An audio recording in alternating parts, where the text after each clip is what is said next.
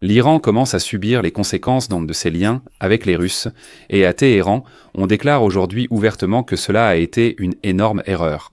En général, pour l'Iran, s'associer avec la Russie et espérer pouvoir construire une alliance ou un partenariat avec les Russes.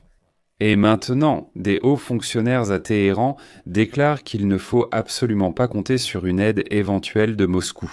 Il faut toujours se rappeler qu'il ne vaut pas la peine de traiter avec les Russes. À Téhéran, un homme ayant un poids politique suffisant, il s'appelle Sayed. Mohammad Sadr a déclaré à voix haute ce que l'on murmurait auparavant. Il accuse la Russie d'avoir donné à Tel Aviv des informations sur les défenses aériennes iraniennes durant la guerre de juin contre Israël, ce qui a permis leur destruction par des missiles israéliens. Et il ajoute ensuite « Voilà votre partenaire et allié Moscou ». Et presque simultanément, l'Europe déclenche le mécanisme Sneba-Snebek concernant l'accord nucléaire iranien. C'est le retour des anciennes sanctions contre l'Iran au niveau des Nations Unies. Ceux abonnés à ma chaîne YouTube depuis longtemps savent déjà de quoi il s'agit. Pourquoi le mécanisme Snebek démarre-t-il maintenant ? Et au final, l'Iran se retrouve dans une situation où, d'un côté, l'allié sur lequel les Iraniens comptaient, à savoir Moscou, a tout simplement abandonné l'Iran. À Téhéran, on l'admet désormais publiquement. Et d'un autre côté, l'Europe rétablit au niveau de l'Organisation des Nations Unies des sanctions assez sévères contre ce pays, et l'Iran se retrouve seul face à la situation. Eh bien, en Israël, on dit que si l'Iran ne veut pas accepter l'accord nucléaire, alors il faudra probablement répéter les événements du mois de juin. Autrement dit, ce ne sont pas des nouvelles isolées, c'est une seule et même histoire. D'un côté, nous avons le tableau d'une dispute entre Moscou et Téhéran, de l'autre côté, les sanctions occidentales. Voyons cela ensemble. Dans cette histoire, tout sera expliqué clairement. Je m'appelle Alexei Petchi. Aujourd'hui, nous sommes le 28 août et avant de commencer, je vous demande de vous abonner à cette chaîne, de mettre un like, d'écrire n'importe quel commentaire et surtout de vous abonner à ma chaîne Telegram Petchi News. Le lien est dans la description de la vidéo. Alors, commençons par qui est Saïd Mohammad Sadr, qui a déclaré aujourd'hui que l'alliance stratégique avec Moscou est absolument inutile. C'est sa citation.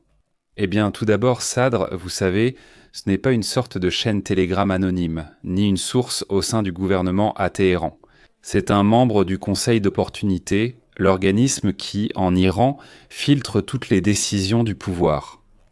Il a donné une interview et a prononcé une phrase simple mais très douloureuse. Citation, la Russie déclarait qu'elle n'approuvait pas les frappes israéliennes, mais en réalité, elle aidait. Et il ajoute que oui, cela signifie que la Russie aidait les Israéliens à frapper la défense aérienne iranienne.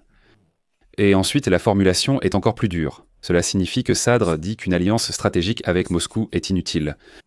Eh bien, comme vous le comprenez, je n'ai pas besoin de convaincre qui que ce soit que les services de renseignement israéliens sont déjà puissants, sans aucune aide des Russes malpropres. La question n'est pas là. La question est surtout que c'est un poids lourd politique iranien. Parce que le Conseil de discernement est un organe très proche de l'ayatollah Ali Khamenei. Il filtre toutes les décisions ensuite rendues publiques. Et il a publiquement, en fait, craché au visage du Kremlin en déclarant « Écoutez, ce sont des traîtres. Les Russes en Dortrin, ce sont des traîtres. » Espérer qu'ils puissent un jour construire une alliance stratégique avec vous, c'est vraiment... Il faut manquer de bon sens. Et ce crachat au visage des Russes déjà malmenés, c'est, vous savez, un signal que l'on entend à Riyad, qu'on entend à Bruxelles, qu'on entend à Washington. Et tout le monde comprend que l'Iran est déçu de ses relations avec les Russes. Passons à la seconde partie du puzzle avec l'Iran, le snapback. Vous en avez peut-être entendu parler aujourd'hui. Que cela signifie-t-il ? Le groupe E3, comprenant le Royaume-Uni, la France et l'Allemagne, a officiellement informé le Conseil de sécurité de l'Organisation des Nations Unies, citation, « Nous lançons le rétablissement des sanctions contre l'Iran ». La formule est assez sèche, mais le sens est clair, même pour quelqu'un qui est loin de la diplomatie. Les Européens déclarent « Nous avons utilisé le snapback et dans 30 jours, elles reviendront ». Des restrictions sur les armes, missiles, avoirs, visas, etc. Donc ce n'est pas un simple souhait, comme élaborons un nouveau paquet de sanctions. Non, c'est le rétablissement des résolutions qui frappent l'économie et l'industrie militaire iranienne. L'Iran a réagi aussitôt, affirmant que cela nuit à la diplomatie. Pourquoi les Européens agissent-ils ainsi ? Ils sont si gentils, prêts à négocier. L'Europe répond assez calmement et dit que l'Iran n'a pas respecté les conditions pendant longtemps. L'Agence internationale de l'énergie atomique ne voit pas l'ensemble du tableau concernant le programme nucléaire, car les Iraniens n'y laissent pas entrer. L'Iran gagne clairement du temps et ne veut mener aucune négociation sérieuse. Le mécanisme de rétablissement de toutes les sanctions est ainsi activé. Je vais rappeler brièvement pourquoi cela se produit maintenant. En fait, ce mécanisme, le snapback, ainsi que le droit de la France, de l'Allemagne et du Royaume-Uni de rétablir toutes ces sanctions au niveau de l'Organisation des Nations Unies, prend fin littéralement en octobre. Pour rétablir des sanctions contre l'Iran, il faudrait convoquer le Conseil de sécurité de l'Organisation des Nations Unies. Là-bas, la Russie et la Chine auraient sans doute opposé leur veto, empêchant tout rétablissement de sanctions contre l'Iran. Mais lorsqu'il y avait l'accord nucléaire, ce sont précisément ces 3 pays européens qui avaient le droit d'activer à tout moment ce mécanisme de snapback et de rétablir les sanctions. Ce mécanisme, je le répète encore une fois, prend fin en octobre.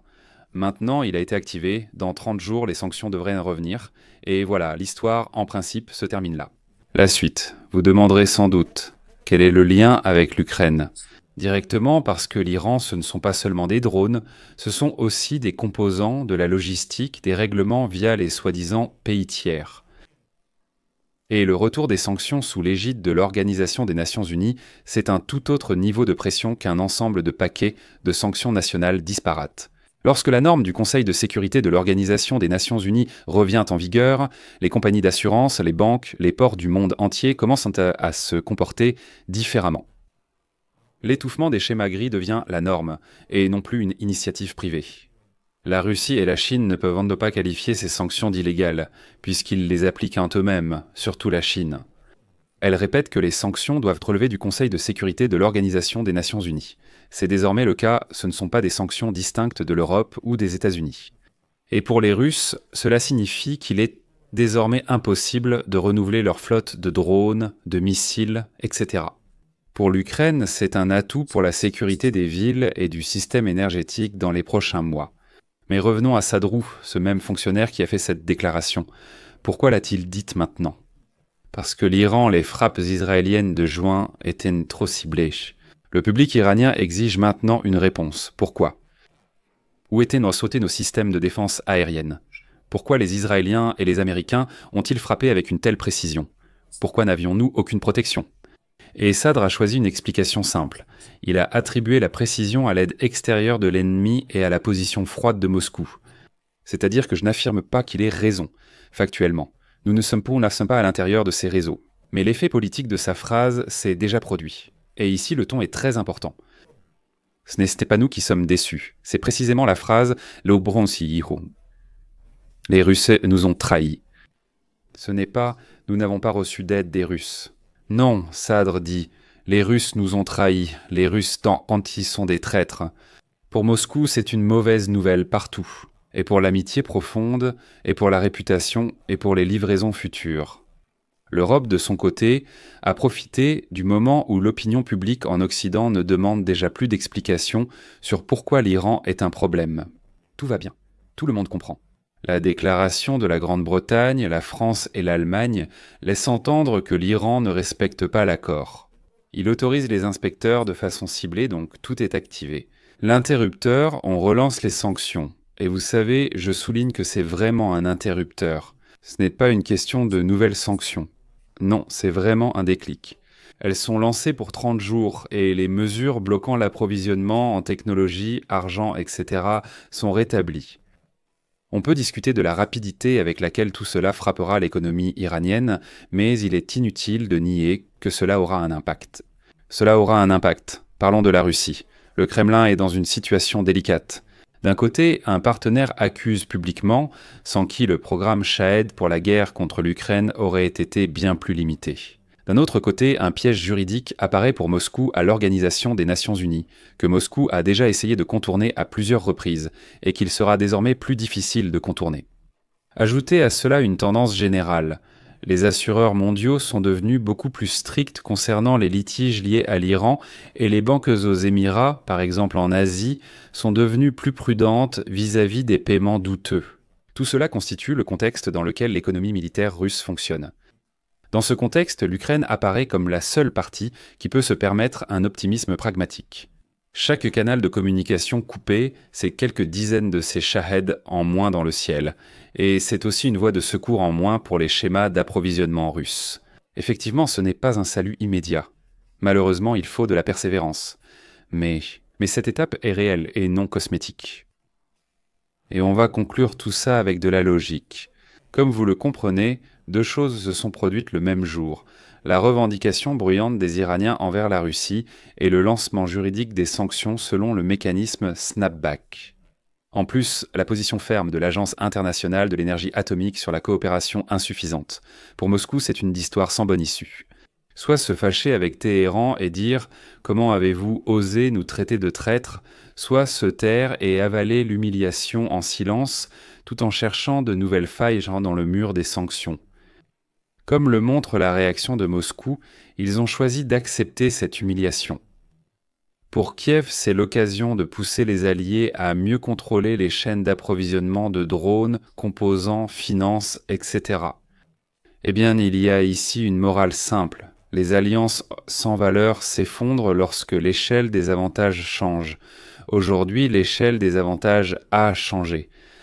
Et Moscou, les Russes sont ceux avec qui il est impossible de construire des alliances. Ce sont des traîtres, ce sont des rats qui profitent de la situation et puis, quand vient le moment de les voir aider, ils plantent un couteau dans le dos ou simplement s'enfuient. Ici, Moscou a choisi la seconde option, fuir. À Téhéran, on s'interroge. Comment est-ce possible ? Nous avons signé un partenariat stratégique, sommes alliés, comment avez-vous pu faire cela ? Et les Russes disent, eh bien, qu'est-ce que vous attendiez ? C'est nous, les Russes mal lavés des marécages. Nous sommes des barbares, des sauvages. Alors qu'est-ce qu'il fallait attendre ? Je vais mettre des points de suspension là-dessus. Donnez votre avis, vos conclusions dans les commentaires sous cette vidéo. Abonnez-vous à la chaîne, activez la cloche et n'oubliez pas de mettre un like. C'est tout pour aujourd'hui. Prenez soin de vous. À bientôt.